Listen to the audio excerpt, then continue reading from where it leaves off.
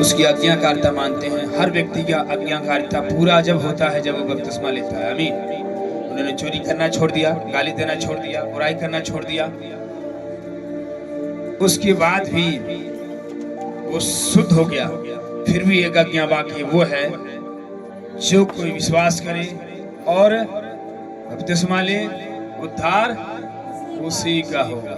समझ आ गए? हालेलुया। आप 10 साल से विश्वासी हो, 15 साल से विश्वासी हो, 20 साल से, 6 साल से, आई नो कैसे साल से मुझे मालूम नहीं, लेकिन परमेश्वर का वचन कहता है जो विश्वास करेगा, आपने किया और बपतिस्मा लिया, उद्धार आपका है, उसको कोई नहीं रोक सकता। उद्धार का मतलब क्या है? मुक्ति पाना। किन से? संसार से, मृत्यु से, पाप से, सारे श्राप जो बाप दादाओं के हमारे ऊपर लगे हुए थे उनसे। और वही है बपतिस्मा का आखिरी पड़ाव। जब हम बिल्कुल हल्के हो जाते हैं और यीशु मसीह को पहन लेते हैं, तब कोई पाप का अधिकार हमारे ऊपर नहीं चलता। ये है बपतिस्मा का कारण। आमीन। हालेलुया। यीशु मसीह पवित्र आत्मा से पैदा हुआ, उसको बपतिस्मा लेने की जरूरत नहीं, लेकिन संसार में आने के बाद उन्होंने क्या किया? बपतिस्मा लिया। किसके हाथ? अपने चेले के हाथ से, यूहन्ना के हाथ से। लिया कि नहीं लिया? उन्होंने कहा कि मुझे बपतिस्मा लेने की जरूरत है, यूहन्ना तू मेरे को बपतिस्मा दे दे। उसने कहा प्रभु मैं तो तेरे हाथ से लेना चाहता। बोला नहीं, पहले तू मेरे को दे। और बपतिस्मा देने के बाद मालूम क्या हुआ?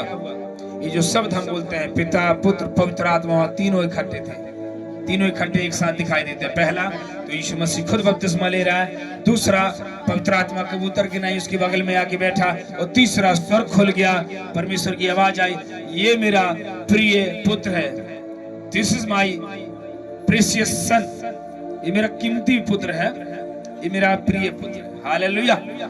ये है बपतिस्मा का रहस्य, रिवलेशन। हालेलुया। मैं उसको बारी बारी बताना चाहूंगा। आमीन। हालेलुया। आमीन। स्वाई मेरे साथ निकालेंगे परमेश्वर का वचन और फिर उसके बाद हम आगे जाएंगे। हालेलुया। प्रभु भला है और जीवित है। तो निकालेंगे इसके बारे में और गहरी बातें बताना चाहता हूं मैं थोड़ी सी। मैं आपके साथ, मेरे साथ हैं आप? मेरे साथ? यस। मेरे साथ बोलिए आमीन। आमीन। हालेलुया। क्योंकि मैं ईंट पत्थर से बात नहीं कर रहा हूँ, आपसे बात कर रहा हूँ। आया ना? जो तैयार है बोले आमीन। आमीन। ओके, निकालेंगे परमेश्वर का वचन गलातियों उसका 2:20। गलातियों 2:20, उसके बाद कुलुसियों 2:11। बपतिस्मा का कुछ अर्थ में बताना चाहूँ तो कुछ शब्द जो आपको समझ नहीं पाएगा बपतिस्मा को विस्तार रूप से। बपतिस्मा लेने के बाद हम होते क्या हैं और किस पद पर हम विराजमान हो जाते हैं और किस अधिकार के साथ हम फुलफिल हो जाते, भर जाते हैं। आमीन। हालेलुया। निकालिए। मैं मसीह के साथ क्रूस पर चढ़ गया हूं, क्रूस पर चढ़ गया, और अब मैं जीवित न रहा, अब मैं जीवित न रहा, पर मसीह मुझ में जीवित है। मसीह मुझ में जीवित है। और मैं हालेलुया। शरीर में, हाँ ओके, अब जो जीवित हूँ अब मैं जीवित हूँ तो केवल उस विश्वास से जीवित हूँ उस विश्वास से जीवित हूँ जो परमेश्वर के पुत्र पर है, परमेश्वर के पुत्र पर। बस जिसने मुझसे प्रेम किया। सब बोले और मेरे आमीन। लिए अपने आप को दे दिया। हालेलुया। आज उसके बारे में बात करूंगा। बपतिस्मा का अर्थ क्या है?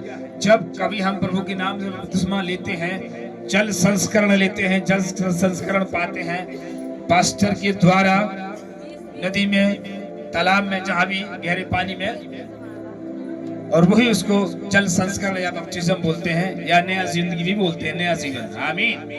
तो इसका मतलब क्या है? जब यीशु मसीह के साथ, अब यीशु मसीह पिता, पुत्र, पवित्र आत्मा नाम से जब डुबाए जाते हो तो वो आप मर गए, मतलब ऐसे डुबाए जाते सीधे सोने के समय नाक पकड़ के डुबाया, माने मर गए। फिर यहाँ क्या लिखा है पौलुस ने कि मसीह के साथ में मर गया, लेटा गया कब्र पर, पानी पर लेटा गया, जब उठाया गया तो जला दिया गया। जैसे मसीह कब्र में लेटा गया फिर वो जिंदा हो गया, ऐसे ही मसीह के साथ में जब जल संस्करण लिया, नया जीवन पाया पिता, पुत्र, पवित्र आत्मा के द्वारा, पास्टर के द्वारा, और मैं नया जीवन पाया, और मैं अब जीवित नहीं हूँ, मुझ मेरे अंदर अब मसीह जीवित है। आमीन। मेरा पुरानी कमजोरी, पुराना रोग, पुराने पाप, पुराने समस्या जो मेरे अंदर थी वो सब जाती रही। जब मैं काढ़ा गया, कढ़ गई, बीमारी गड़ गई, रोग गड़ गया, दुष्टात्मा गड़ गई। कई बार तो ऐसा होता है, कई बार लोग परेशान रहते हैं, जिस दिन बपतिस्मा लिया उस दिन सारी बीमारियां खत्म। कई लोगों का भाई सुना मैंने कि जिस दिन से मैंने नया जीवन पाया, जल संस्करण लिया, उस दिन से मेरे जिंदगी में वो बीमारी थी फलानी वो चली गई। ये लोग सुना, ऐसा भी कई बार होता है। आमीन, हालेलुया। कई बार विश्वास के साथ आप रहते हैं वैसे खत्म हो जाता है, कई बार आराधना में खत्म है। अलग अलग तरीके से परमेश्वर आपको हीलिंग देता है, लेकिन छुटकारे को ही देता है। आपको किसी भी तरीके से देगा, लेकिन छुटकारा आपका होगा जिसके लिए आप बुलाए गए। आमीन। इसलिए बपतिस्मा में पौलुस कहता है, मैं अब जीवित न रहा, मसीह मुझ में जीवित है। मेरी अभिलाषा खत्म, मेरी इच्छा खत्म। मेरी इच्छा बहुत थी ये करने की, वो करने की, दुनिया भर की चीजों को, लालचों की इच्छा थी मेरे अंदर, चोरी करने की इच्छा थी, तमाम बुराइयों की इच्छा थी। अब वो इच्छा सब जब मैं मर गया मसीह के साथ, जल पर खत्म, और मेरे अंदर अब मसीह की इच्छा जागृत हो गई।